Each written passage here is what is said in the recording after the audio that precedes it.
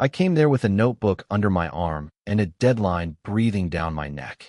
That's the part one keep reminding myself of, like it explains everything that followed. I was supposed to study. I wasn't supposed to notice the way the room changed when she stepped closer, or how one sentence, quiet, almost careless, kept replaying in my head long after I left. The place was her brother's repair shop, wedged between a shuttered pharmacy and a tea stall that never closed. He'd offered me the back office because it was quiet and had a desk, which was more than my hostel room could promise. The office smelled faintly of oil and old paper. A fan clicked overhead, missing a beat every few rotations. I liked it. It felt honest. Temporary. She appeared without announcement, as if she'd been there the whole time and I just hadn't been paying attention. Mid-40s, maybe older. Hard to tell because she moved like someone who didn't count years the way the rest of us did. Her hair was pulled back loosely, strands escaping near her ears. She wore a plain kurta, sleeves rolled up, as if she expected to use her hands. Nothing about her asked to be looked at. Somehow, that made it harder not to.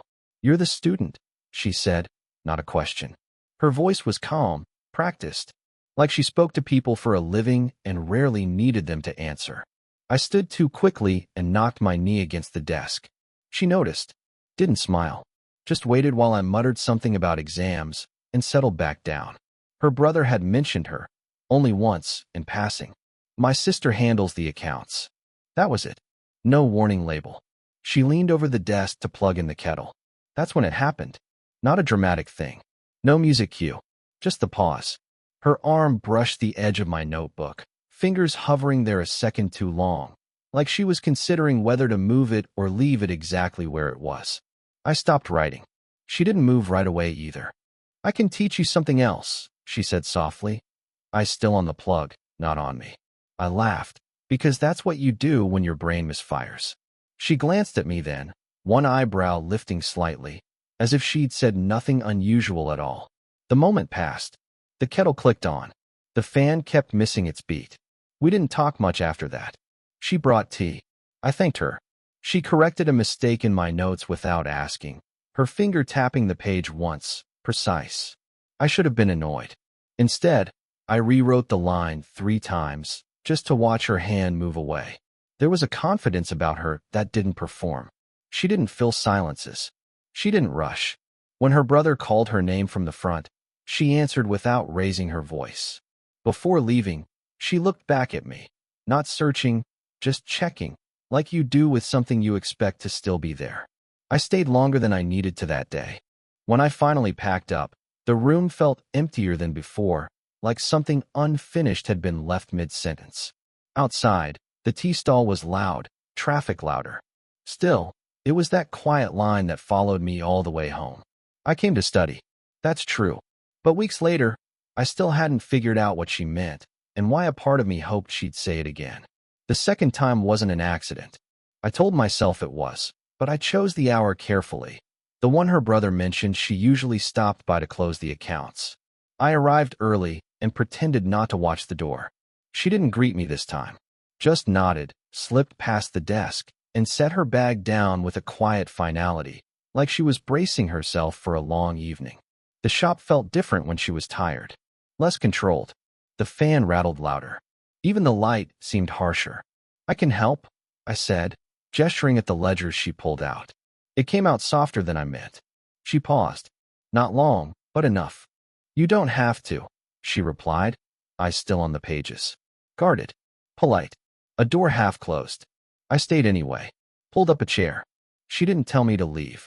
We worked in parallel at first, the space between us careful. I watched her hands more than the numbers. How she rubbed her thumb against the side of her pen when she hesitated. How she aligned the pages perfectly even when no one else would notice. There was a faint tremor there, not from age or nerves exactly, but from holding herself together too tightly. At one point she laughed. Just a breath of sound when she realized the column hadn't added up. It surprised both of us. She covered it quickly, cleared her throat, went back to the numbers.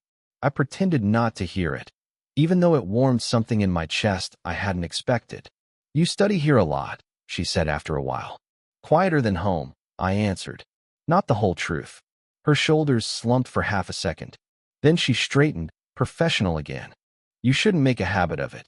I know, I said. I didn't move. When she reached for the calculator, her hand hovered, then dropped back to her lap. She pressed her fingers together, hard. I noticed how tired she looked under the fluorescent light. Fine lines she probably forgot were there, a heaviness around her eyes that didn't match her voice. I used to be good with numbers, she said suddenly, almost to herself. Now they feel slower. I didn't answer right away. The moment felt fragile, like it might break if I handled it wrong. You're still good, I said finally.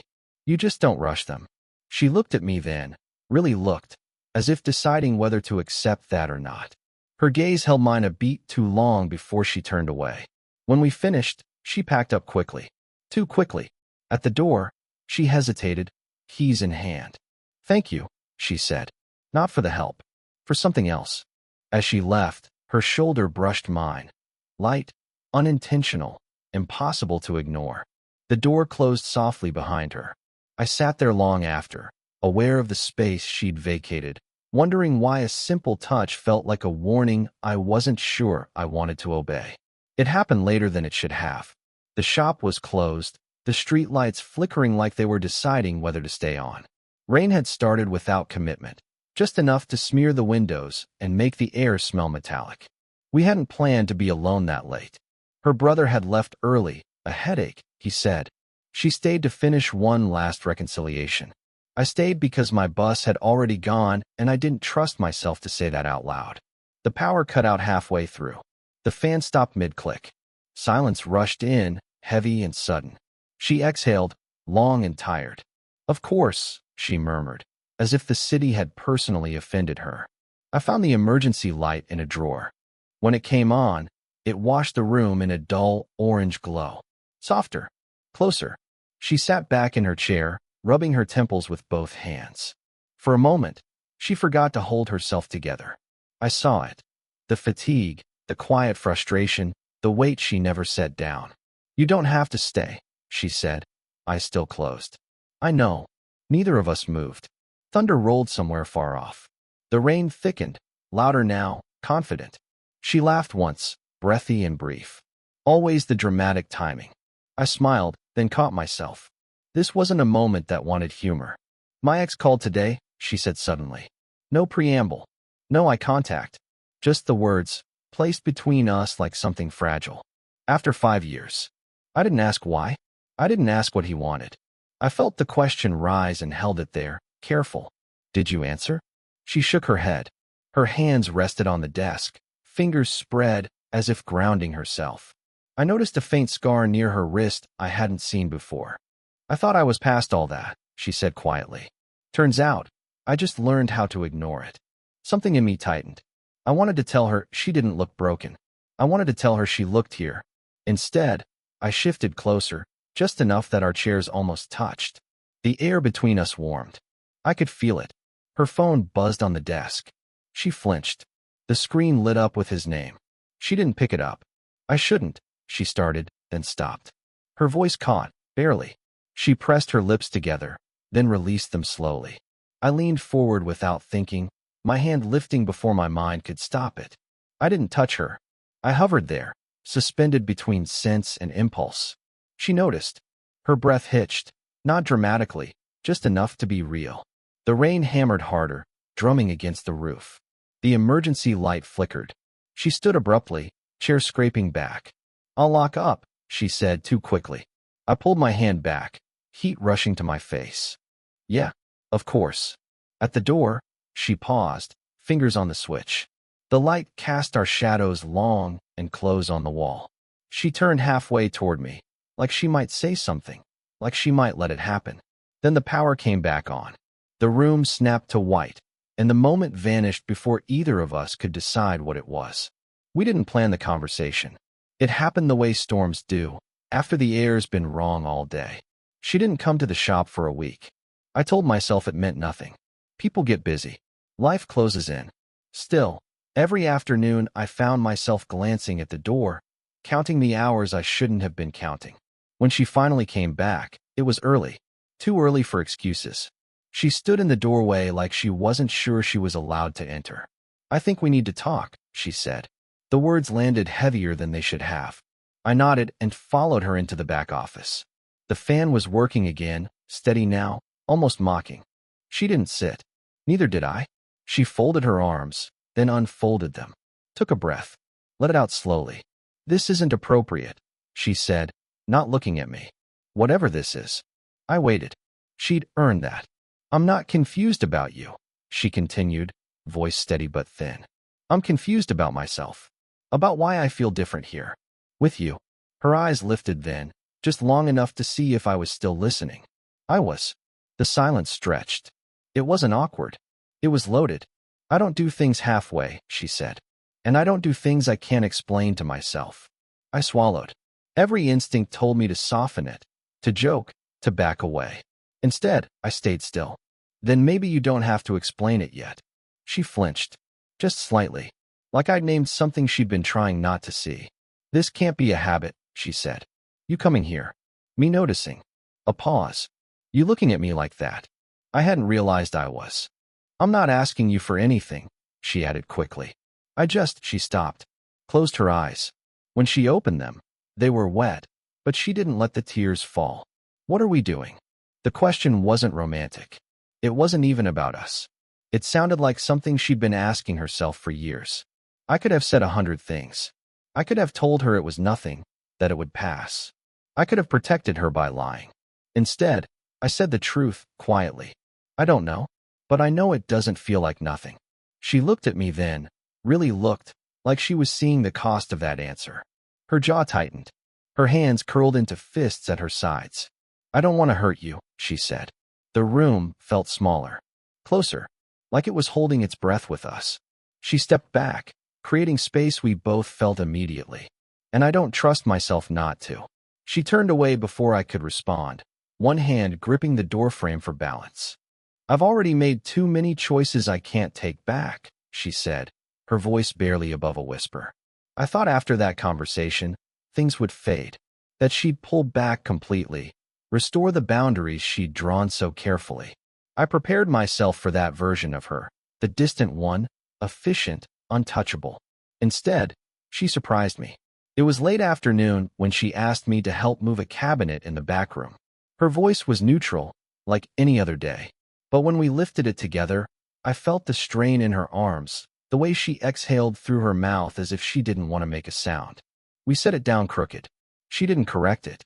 There's something I want to show you, she said. Not ask. Say. She reached into her bag and pulled out her phone. For a second, she just held it there, screen dark, thumb hovering. I noticed her hand shaking. Not much, but enough to be real. I don't play this for people, she said. Not anymore. She pressed play before I could respond. It was a voicemail. A man's voice, older than mine, calm in a way that suggested he'd learned how to sound steady for others. He was talking about ordinary things, traffic, a late meeting, dinner plans that never happened. There was affection there, woven into the mundane. At the end, he said her name. Softly, like it was a place he trusted. She ended it before it finished. He died, she said. No pause for reaction. 3 years ago. I didn't say I was sorry. It felt inadequate. Instead, I listened. We were together a long time, she continued. I thought that was it. That I'd used up whatever part of me reaches. She laughed once, quietly, without humor. Then you walk in here with your stupid notebook and... She stopped herself. Shook her head.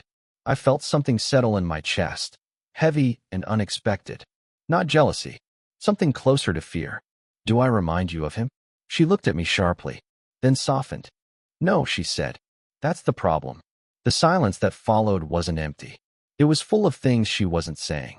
I noticed how her shoulders sagged now that the truth was out, how tired she suddenly looked, like she'd been carrying that voice around with her everywhere.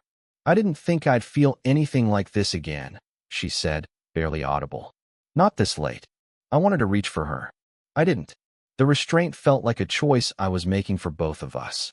She slipped the phone back into her bag and straightened, almost automatically. I shouldn't have shown you that. I'm glad you did, I said. My voice surprised me by holding. She met my eyes. For a moment, There was no distance between us. No roles. Just two people standing too close to something neither had planned for. As she turned to leave, her hand brushed mine, not accidental this time. She didn't pull away right away. "Please," she said quietly, not looking at me, "don't become another thing I miss." It didn't happen all at once. There was no line we crossed, no dramatic choice. Just a slow giving in to what had already been true for a while. She started coming back regularly after that. Not every day. Enough to matter. We didn't talk about the voicemail again, but it lived in the room with us, quieter now, like something acknowledged doesn't need to shout. One evening, she stayed after closing without saying why. The shop lights were off except for the back office. We sat on opposite sides of the desk, not working, not pretending to. The silence wasn't heavy this time. It was careful, shared. "I'm tired of being careful," she said finally. I didn't answer right away. I'd learned the weight of responding too quickly. About what? She looked down at her hands, turning her ringless fingers slowly, like she was checking for something that wasn't there. About pretending I don't know what this is doing to me. My chest tightened. "You don't have to do anything." "I know," she said. "That's what scares me." She stood and walked to the window. Outside, traffic moved in uneven bursts. Life, continuing. She rested her forehead briefly against the glass, then turned back to me. "This isn't me being reckless," she said. "It's me being honest. I don't want to keep pushing you away just to prove I still can." I stood too, closing the distance without thinking about it. Not touching, just there. Close enough to feel the warmth of her body, the slight hitch in her breathing. "I don't want to be a mistake," I said quietly. She looked up at me then, eyes steady, unflinching. "You're not." That was it. Not a promise. Not a future. Just the truth, placed between us. I reached out slowly, giving her time to stop me. She didn't. My hand settled over hers where it rested on the desk. Her skin was warm. Familiar now. She turned her palm slightly, meeting me halfway.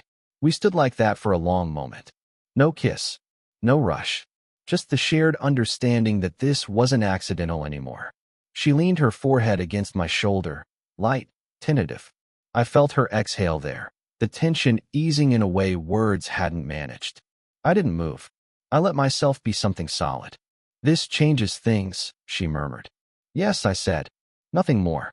When she pulled back, her eyes searched my face, as if checking for regret. There wasn't any. Only the quiet gravity of what we'd allowed. She squeezed my hand once, then let go. "We'll go slow," she said. Not a question. I nodded. "As slow as you need." She smiled then, not wide, not bright. Just real. The kind that stays. When she left that night, the room didn't feel empty. It felt settled, like something fragile had finally been placed down carefully, instead of carried. And for the first time since I'd walked in with that notebook, I didn't wonder what she meant. I knew. I'm writing this from a different place now. Not just in time, though time has passed, but in how I understand what happened between us. People like to ask what changed, as if there was a single moment you can point to and say there. The truth is quieter than that. What changed was the way I stopped mistaking intensity for meaning, and the way she stopped mistaking caution for wisdom. We didn't rush into anything after that night. We didn't announce ourselves to the world or rewrite our lives overnight.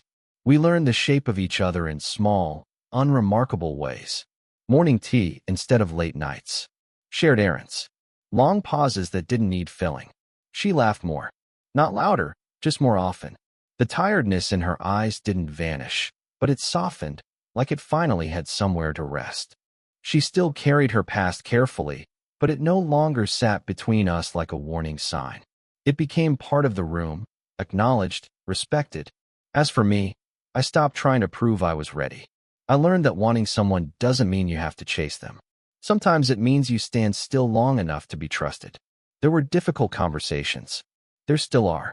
About age. About expectations. About the ways the world looks at things it doesn't understand. We didn't solve those problems. We decided which ones were ours to carry, and which ones weren't. What surprised me most was how ordinary happiness turned out to be. Not fireworks. Not constant longing.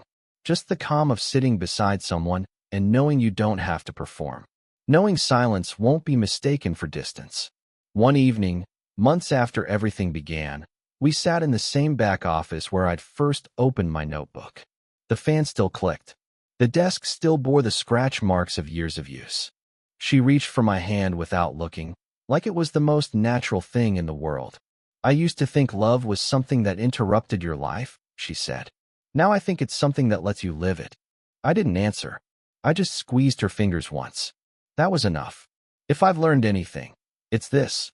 Love doesn't always arrive when you're young, or ready, or looking. Sometimes it comes quietly, wearing the face of someone who teaches you patience before they teach you anything else. I came there to study. That part is still true, I just didn't know I'd end up learning something that couldn't be written down. If this story made you feel something, let me know in the comments. Would you want more stories like this?